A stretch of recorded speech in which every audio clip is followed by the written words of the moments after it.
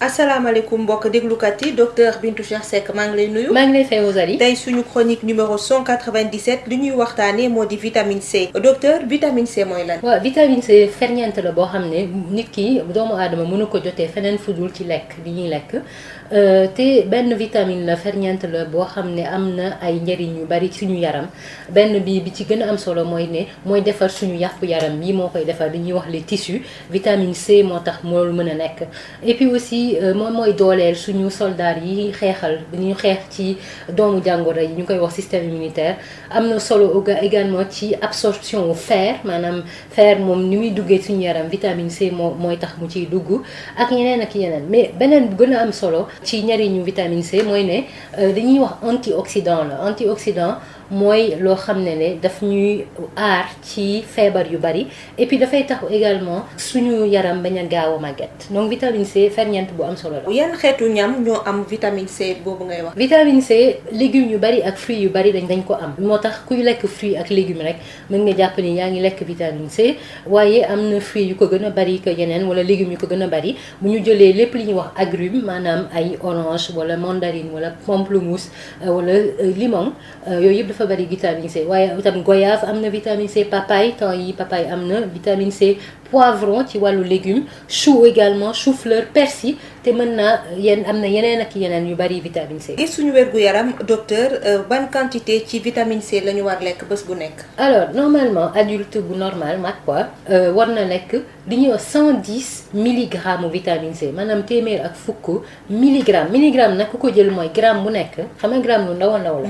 ñu xaaj ko 1000 mooy benn milligramme donc ñu jàpp ne li ñu soxla ci vitamine C lu néew a néew la bariwul te loolu boo jëlee benn donc 110 milligrammes yooyu moom la ñu soxla ci bés bi. nga xamante ne jigéen bu wann lor nit kuy tox ak nit koo xamante ne am na lu ëpp 75 ans maanaam juróom-ñaar fukki at ak juróom ñooñu soxla nañu un petit peu plus. pour wax la ni mu yombee am loolu 110 milligrammes vitamine C mooy ne boo jëlee benn orange am na déjà juróom fukki milligramme ak juróom maanaam 55 milligrammes donc nit ki su lekkee ñaari orange ci bés bi rek am na lépp lu ma soxla woon ci vitamine C am na ko. alors légumes yi ma woon wax noonu am na vitamine C aussi mais dañu jàpp ni vitamine C benn ferñeent la boo xam ne boo ko toggee dafay wàññeeku ci ñam bi ba tax ne ni légumes yi buñ koy togg nañ jàpp ni seen vitamine C mi ngi wàññeeku. kon est-ce que jar na tamit ñuy jël ay compléments alimentaires ngir am vitamine C. vitamine C gis nga defe naa ci complément alimentaire ñuy jël maanaam doomu ferñeent yi ñuy jël yëpp boobu moo ci gën a bari. à moins que nga doon nit koo xamante ne doo mës a lekk légume doo mës a lekk fruit jël vitamine C ci comprimé jariñul dara ma bamtu ko nekk di jënd ay vitamine C di ko naan njëriñul dara parce que vitamine C dafa doon ferñeent boo xam ne nit ki su passé 110 milligrammes yooyu mu soxla yaram mi daf koy daal di rejeter li ci ëpp daf koy jël daal di nga saw ko. donc amoon na benn professeur bu doon wax ne ni nit kuy faral di jël ay vitamine C na jàpp ni xaalisam yëpp mi ngi dem ci sawam parce que vitamine C bi day dem. voilà donc xam naa ne suñu mbokk pharmacie yi ñu ci dañuy ñu ngi jël di jaay ñu bari dañuy jël vitamine C ndax dañu defe ne dafay wàññi seen coono wala daf leen di may kàttan waaye loolu dara du ci dëgg. dafa nekk loo xamante ne ñëpp profité nañ ci di jaay vitamine C mais du dëgg ça ne sert à rien jariñul dara lii nga xamante ne mooy wàññi coono ak mooy indi kàttan. mooy noppaliku zone da ngay dem noppaliku après éventuellement aussi nga lekk bu sell su ko defee ferñeent yi nga soxla nga mën ko am ba mu mat waaye du vitamine C boobu moo koy def. fàttali suñu page Facebook. page Facebook bi mooy Sud Nutrition ñu leen di ñaax ngeen gën a bari ñëw leen seet si ñu laaj ñu seeni laaj et puis soo leen amee ay thèmes yu leen bëgg ñu waxtaanee ci Sud Nutrition ngeen wax ñu ko foofu et puis xam leen ni suñu chronique passée yëpp ñu ngi ko posté ci page bi Sud Nutrition. jaajëfal Val d'Afrique di la jaajëfal docteur Bintou Cheikh Seck. jërëjëf Rosalie. Bonjour chers auditeurs, docteur Bintou Cheikh Seck, bonjour. Bonjour Rosalie. Notre chronique numéro 197, le point sur la vitamine C. Docteur, qu'est-ce que la vitamine C? La vitamine C est un nutriment essentiel, c'est-à-dire qu'on ne peut l'obtenir que par l'alimentation et elle est indispensable à la vie.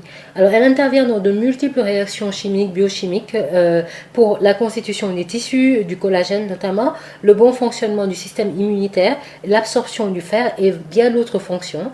Et puis c'est un puissant antioxydant, c'est-à-dire que la vitamine C neutralise ce qu'on appelle les radicaux libres qui dans l'organisme en excès entraînent le vieillissement de l'organisme et des maladies comme le cancer. Donc la vitamine C est vraiment très importante. Et quels sont les aliments riches en vitamine C? Il y a une très large gamme de fruits et légumes qui contiennent de la vitamine C, surtout les agrumes, c'est-à-dire les oranges, les mandarines, les pamplemousses, les citrons, mais aussi la goyave, la papaye, les poivrons, le chou, le chou-fleur, le persil, et je pourrais continuer pendant longtemps. Alors, quelle quantité de vitamine C doit-on consommer par jour pour une bonne santé? Alors, très peu.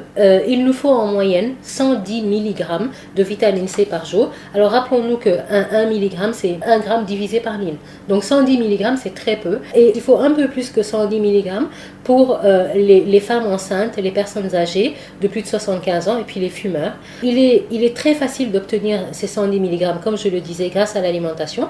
Par exemple, une orange et une seule apportent presque 55 mg de vitamine C. Donc imaginez, rien qu'avec 2 oranges par jour, on obtient tous ses besoins en vitamine C. Bon, il faut noter quand même que les légumes sont très riches en vitamine C, mais que la vitamine C est sensible à la chaleur. Donc la cuisson réduit la teneur en vitamine C des aliments. Dans ce cas, docteur, est-il utile de prendre des compléments alimentaires de vitamine C? Alors, à moins de ne jamais manger de fruits et de légumes, il ne sert strictement à rien de prendre des comprimés de vitamine C. Il y a une idée fausse très répandue dont l'industrie pharmaceutique profite, l'industrie pharmaceutique et d'autres industries. Et cette idée, c'est que les compléments alimentaires de vitamine C réduisent la fatigue et donnent de l'énergie. La vérité est que l'excès de vitamine C apporté par les comprimés, et souvent on va trouver des comprimés qui contiennent 1000 mg, c'est-à-dire 1 gramme de vitamine C, 10 fois plus que nos besoins. Eh bien, cet excès de vitamine C est tout simplement rejeté dans les urines et les selles. Ça ne réduit pas la fatigue. Ce qui réduit la fatigue, c'est le repos et éventuellement une bonne alimentation. Page Facebook. C'est Sud Nutrition. Nous vous invitons à venir encore plus nombreux. Posez-nous vos questions. Suggérez-nous des thèmes que vous voudriez qu'on discute sur Sud Nutrition. Et puis, sachez que toutes nos chroniques passées sont postées sur la page Sud Nutrition. Merci à Val d'Afrique et à vous, docteur Bintou Chersek. Merci Rosalie.